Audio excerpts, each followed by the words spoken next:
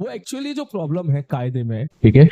अब कोई एक बच्चा है बेचारा, पहला पेपर दिया उसके 200 नंबर आ रहे हैं। नीट में पता है कि 600 से ज्यादा चाहिए, 600 प्लस मार्क्स चाहिए एमबीबीएस के लिए। उसने दूसरा पेपर दिया उसके 150 नंबर आ गए। तीसरा पेपर दिया उसने उसके 170 नंबर आ गए।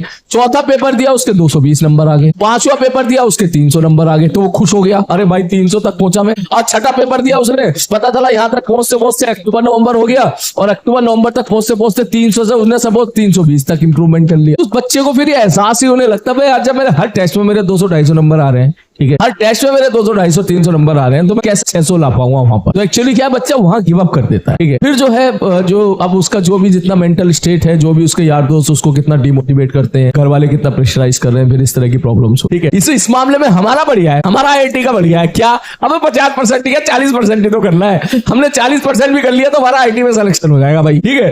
तो हम इस उम्मीद में कि यस 40 तो हम कर ही लेंगे, इस उम्मीद में हम पूरा साल निकाल देते हैं कि यस 40 तो कर ही लेंगे हम लोग, चाहे कुछ भी हो जाए। अब 40 में जब भले 25 कर पाए, 30 पर गए, अब एक बार पेपर हो गया तो हो गया। अब इन विचारों को जो तो यार इनको पता ही है, ये तो मैं तो ऐसे लोगों को भी जानता हूँ नीट में जो 3-3, 4-4 साल से बेटा बेचारे तैयारी कर रहे हैं, ठीक है। 3 साल 4 साल ड्रॉप ले लेके पढ़ रहे हैं। सोच कितना फ्रस्ट्रेटिंग होता होगा हर साल पढ़ना साला, ठीक है। इसलिए हमारे केस में आईआईटी में थोड़ा ये बढ़िया है कि भैया एक बार दे लो, 12th के बाद सिलेक्शन हो गया तो अच्छा है, पहुंचो कॉलेज, ना हो गया तो दूसरे कॉलेज पहुंच जाओ। और दूसरा रिलैक्सिंग जो है हमारे केस में ये, चल आईआईटी में ना हुआ किसी का तो ठीक है एनआईटी में हो जाएगा।